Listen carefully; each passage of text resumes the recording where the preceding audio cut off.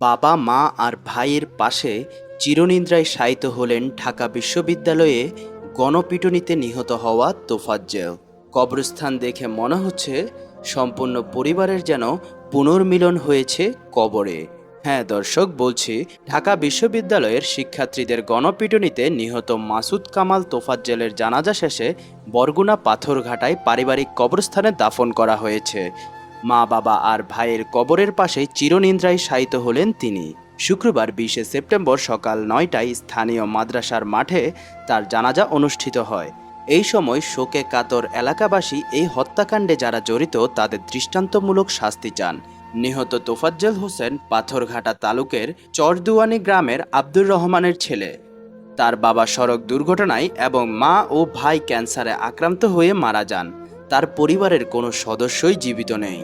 এ কারণে তিনি মানসিকভাবে ভারসাম্যহীন হয়ে পড়েন। তোফাজ্জলের স্কুল শিক্ষক মিলন মিয়া জানান, স্কুল জীবন থেকেই তোফাজ্জল খুবই মেধাবী এবং শান্ত স্বভাবের লোক ছিল। ও সবসময় শিক্ষক এবং বড়দের সম্মান করত। আমরা হত্যাকারীদের বিচার চাই এবং তার সঙ্গে যারা তাকে মানসিকভাবে ভারসাম্যহীন করেছে তাদেরও দৃষ্টান্তমূলক শাস্তি দাবি করছি। এই বিষয়ে তোফাজ্জলের মামাতো বোন তানিয়া জানান, আমি আমার ভাইয়ের হত্যার বিচার চাই। তারা পরিকল্পিতভাবে আমার ভাইকে হত্যা করে দোষ এড়ানোর জন্য মোবাইল চুরির অপবাদ দিয়েছে। সুষ্ঠু তদন্ত করলে মূল রহস্য বের হয়ে আসবে। এর আগে বুধবার 18 সেপ্টেম্বর সন্ধ্যায় চোর সন্দেহে তোফাজ্জলকে আটক করে ঢাকা বিশ্ববিদ্যালয়ের ফজলুল হক মুসলিম হলের শিক্ষার্থীরা। পরে কয়েক দফায় মারধর করার পর রাত 12টার দিকে ঢাকা মেডিকেল কলেজ হাসপাতালে নিলে দায়িত্বরত চিকিৎসক তাকে মৃত ঘোষণা করেন। এইদিকে তোফাজ্জল হত্যার ঘটনায় ঢাকা বিশ্ববিদ্যালয়ের 6 জন শিক্ষার্থীকে গ্রেফতার করেছে শাহবাগ থানার পুলিশ। তারা হলেন ওয়াজিবুল আলম, মোহাম্মদ জালাল মিয়া, সুমন মিয়া, মোহাম্মদ মোত্তাকিন সাকিন, আল হুসাইন সাজ্জাদ এবং আহসানুল্লাহ। বৃহস্পতিবার ঢাকা মহানগর পুলিশের মিডিয়া উইং থেকে এই তথ্য জানানো হয়েছে।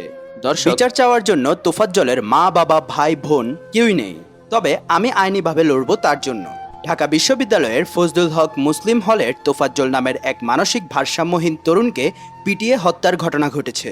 গতকাল বুধবার রাতে এই ঘটনায় নিহত তোফাজ্জলের হয়ে আইনি লড়াই চালিয়ে যাওয়ার ঘোষণা দিয়েছেন ঢাকা বিশ্ববিদ্যালয়ের সাবেক শিক্ষার্থী আরিফুজ্জামান ইমরান। দীর্ঘ এক ফেসবুক পোস্টে তিনি বলেছেন, এই ছেলের নাম তোফাজ্জল।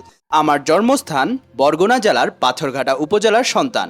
তোফাজ্জল পাথরঘাটা উপজেলার কাঁঠালতলী ইউনিয়নের ছাত্রলীগের সভাপতি। এই ছেলেটি বেশ পরোপকারী এবং নেতৃত্ব গুণ সম্পন্ন ছাত্রনেতা ছিলেন।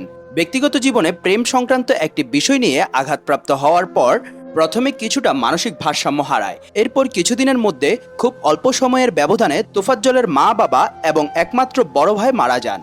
তোফাজ্জল তার পরিবার ও অভিভাবক শূন্য হয়ে পুরোপুরি মানসিক ভারসাম্য হারিয়ে ফেলে। গত 3 থেকে 4 বছর ধরে সে এভাবেই বেঁচে আছে। বিগত 2-3 বছর তোফাজ্জল প্রায় ঢাকা বিশ্ববিদ্যালয়ের ক্যাম্পাসে ঘুরে বেড়াতো। আমাদের এলাকায় যারা ওকে চিনত সবাই সহযোগিতা করত। ক্যাম্পাসে আমাকে দেখলেই দৌড়ে এসে কুশল বিনিময় করত সে। আমি দেখা হলেই ওকে খাবার খেতে বলতাম, আবার মাঝে মধ্যে খাওয়ার জন্য টাকা দিয়ে দিতাম, অথবা মাঝে মধ্যে সে চেয়েই নিত। খাবার ও খাবার টাকার বাহিরে ওর তেমন কোনো চাহিদাই ছিল না। হয়তো আজকেও কারো থেকে খাবার খোঁজার জন্য বা খাবারের জন্য ওই হলটাতে গিয়েছিল। তিনি আরও লেখেন, আজকে আমি ঢাকা বিশ্ববিদ্যালয়ের মহসিন হলের ছোট ভাই সাংবাদিক কবির কাননের ফেসবুক ওয়ালে তোফাজ্জলকে নিয়ে একটি স্ট্যাটাস দেখি। সেখানে লিখেছেন, তোফাজ্জলকে চোর সন্দেহে ওই হলে আটক করেছে। আমি দেখা মাত্রই কাননকে ফোন করি এবং তোফাজ্জলের বিষয়ে কাননকে অবগত করি যে ও আমার এলাকার ছেলে। আমি ওকে ব্যক্তিগতভাবে চিনি। বর্তমানে ও মানসিক ভারসাম্যহীন। হয়তো খাবারের সন্ধানে তোফাজ্জল ওই হলে গিয়েছিল। আমি কাননকে বলেছিলাম, ওইখানে ওকে যারা আটক করে রেখেছে তাদের সাথে কথা বলো। তোফাজ্জল যে মানসিক ভারসাম্যহীন এটা ওদের অবহিত করো, যাতে ওরা শারীরিকভাবে টর্চার না করে তোফাজ্জলকে। এই নির্মম হত্যাকাণ্ডের কীরকম দৃষ্টান্তমূলক শাস্তি হওয়া প্রয়োজন, আপনার মূল্যবান মতামত আমাদেরকে কমেন্ট করে জানিয়ে দিবেন। আরও আপডেট পেতে আমাদের পেজটিকে ফলো করে সাথে থাকবেন। ধন্যবাদ।